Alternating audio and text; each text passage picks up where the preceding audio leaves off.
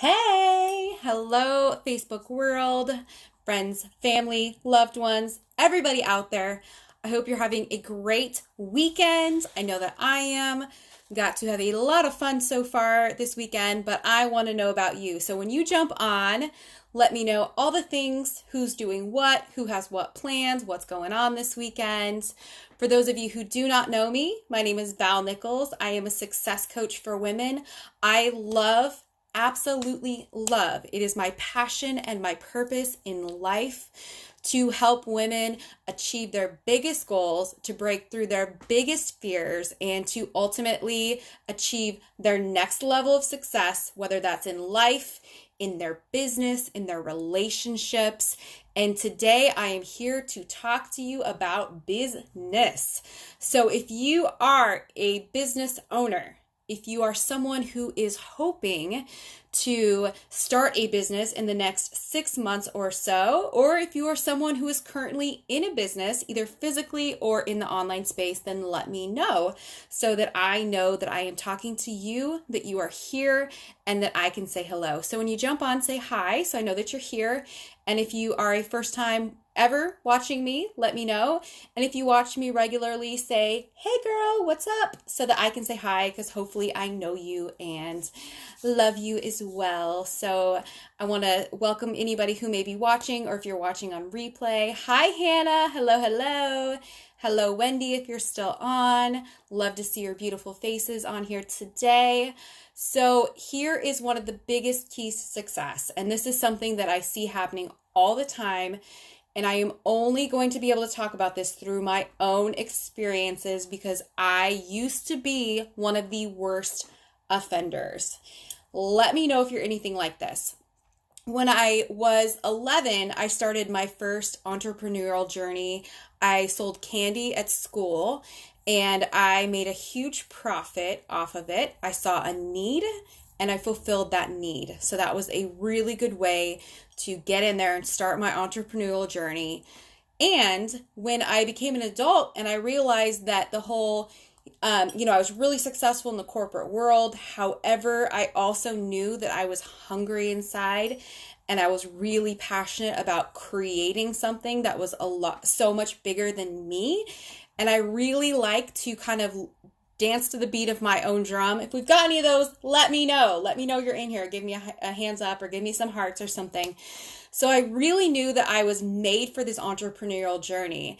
The only problem was that I had so many freaking ideas about what I wanted to do that I was literally like shiny thing syndrome, like ding, ding, ding, ding, ding. I mean, I went to beauty school. I went to business school. I had a marketing business that I was really successful with, and I got to travel all over the country and it was really fun. But then all of a sudden I decided I wanted to be an actress and a model, and then I went to beauty school, all these things. I was like shiny syndrome. And I used to even say this a lot in my 20s. I'd be like, yeah, I dabble a little bit in real estate. I dabble a little bit in that. I do some acting. I do this. And I dabbled, right, in a lot of different things, which I absolutely think it is great to get out there and try new things. But here's the part of it that can really hinder you from being successful. That is dabbling too much in too many things, right? Who knows the type of person that maybe they're in like network marketing or they're doing this and they're doing that, but they are doing all of the things, right? So here's what happens. If you dabble in this, like let's say you start out in a business and you get this really great idea and you kind of dabble in it, or let's take on a new hobby, right? So when you take on a new hobby, maybe you're super excited about it. You're really stoked. You have let's say you're starting out hiking and you're really excited about all these trails and all these places you can go, and you get the new shoes and maybe you do some squats so that you're nice and in shape to start hiking. And right away you're super pumped because you're on this level and this high where you're just so stoked that you're hiking, right? And then all of a sudden you hit a little bit of like a plateau, or things just kind of get normal. Maybe it's just not as exciting anymore and you give up. And then you're like, oh, snowboarding. Snowboarding is my thing. So you buy a snowboard and you go get a pass for the mountain and you do all these things. And then all of a sudden snowboarding, kind of gets boring and you stop feeling like it and you stop. And then you're like, ooh, rock climbing. Rock climbing is my thing, right? So if you're doing this in your business where you're just kind of dabbling here and there, and you're not really taking the time to get specialized in that one thing that is really going to help you to stand out and that is really going to set you apart from all of the noise. Because if you guys have not noticed, which I'm sure you have, if you're in the online space at all, even in the real world space, you realize that there is so much noise, so many competitors, so many people coming at every single direction, that how do you stand out?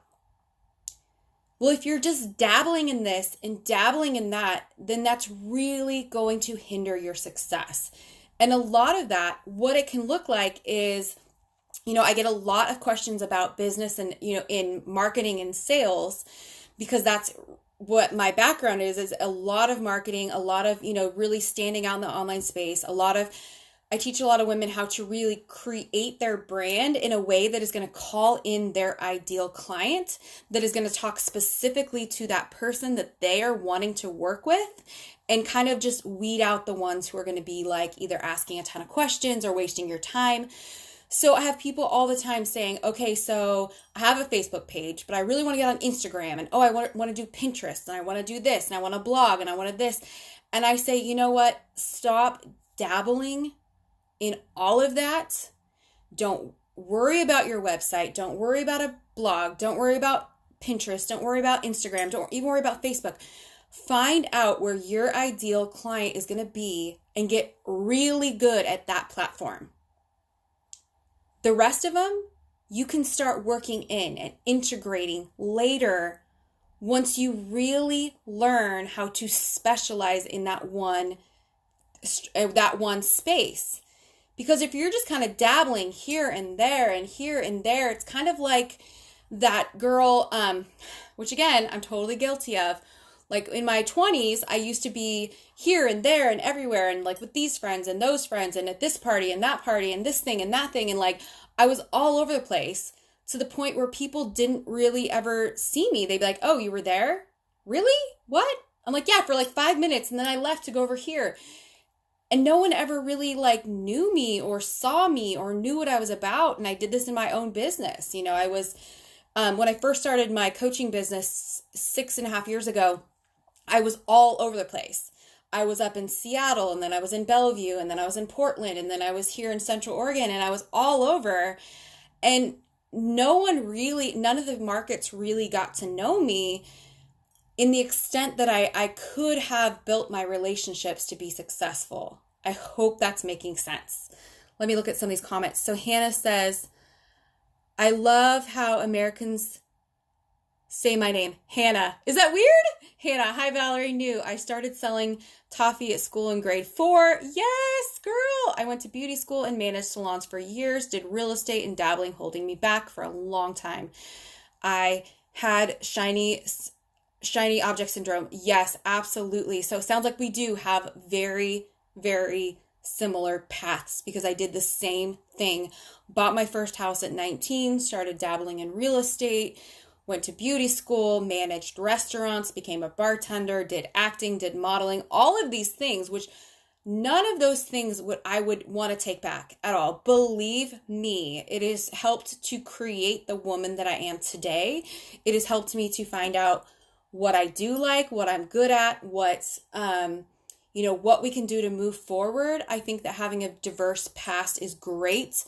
But when you get to the point where you found that thing that you want to do, when you get to the point where you have found that thing that drives you so much that when you wake up in the morning, you are so freaking passionate about it, and you just know that this is your thing, this is your purpose, and this is why you were created to be on earth, that is when we have to throw dabbling away. We have to stop letting things, get so can get so caught up in all of the things, I mean, I can still be guilty of this, you guys. If I get on the internet, like let's say I'm creating one of my programs, and like right now I'm running I don't see anybody who's on it, but I'm running my Women of Wealth and Worth program.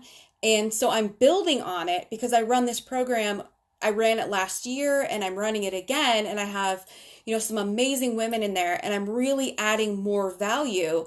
So as I'm creating these, I'm making the program stronger and creating better PDFs and better exercises for them. I can get in that place where I'll just like go off on a rabbit trail and start wondering about this information and that information. And so, how do we bring that back? How do we stay focused? Especially if you're someone like me, I run my own business. I don't have a boss looking over my shoulder all the time telling me what to do. That boss is me. So sometimes it can be really easy to get distracted with walking my dog, or, exercising, or going on a run, or, cleaning my house, whatever it is. Staying focused and staying so insanely focused on what it is that I'm working on, and blocking out certain times in my day so that I am able to stay on task and stay on track, and to be able to know, what is it that's going to get me the most success? What is it that I'm going to do? It's kind of like that 80-20 rule. I talk about this quite a bit in my business. The 80-20 rule. So 80% of my activities need to be the 20% of things that are going to be the most effective. Getting in front of clients, doing things that I am good at. And that other 20% of stuff, if I need to hire it out, great. If I, need to pay someone to do my social media messages, or if I just need to like not even look at my social media messages and check them once a week, great. Like whatever it is you want to do, but we don't want to be distracted so much that we're constantly being pulled in so many directions that you get nothing done. Are you guys with me here on this? Because I know for me, it can be really distracting to even get on Facebook, because maybe I'm checking some messages from the past, or I'm looking in my group. I have a really amazing, strong foundation of women called the High Vibe Tribe. It's a group that I kind of oversee, but really the women are the group. They've created this amazing network of just passionate women who are supporting each other, helping each other grow, lifting each other up. That's called the High Vibe Tribe. If you're a woman and you are looking to up level, you might want to join in on that. But, if I get in that group, I block certain times to be able to even, start commenting or responding to things. So that's why sometimes you guys will see me just respond to a bunch of stuff at once, because if I jump in there for 10 minutes, I can get lost for an hour doing that. And then all of a sudden, an hour of my workday is gone where I need to be focused on something else. So one of the biggest distractions, again, I'm going to pull it back to my main point, is one of the biggest things I see today is because people are so multi-passionate. Oh, Angela says that makes tons of sense. Totally. I also need to focus. Yes, focus can be such a hard thing right now because we're on our phones and there's constant distractions. There's notifications, there's emails, there's kids, there's dogs, there's husbands, there's whatever it is that you have going on in your life. There's so many opportunities for distractions. So to bring it back to that main focus, so many of the women that come to me, I do a lot of one-on-one coaching. I do group coaching. I do a lot of free content in my group. I, really love to, it's my passion. This is my everyday life. Like, this is what I live, eat, breathe. This is it, And so a lot of times women are so distracted with so many different things. And sometimes we can be checking our emails and get lost. And we like to dabble in things. And I absolutely think it is wonderful to be multi-passionate and to have a lot of things that get you excited.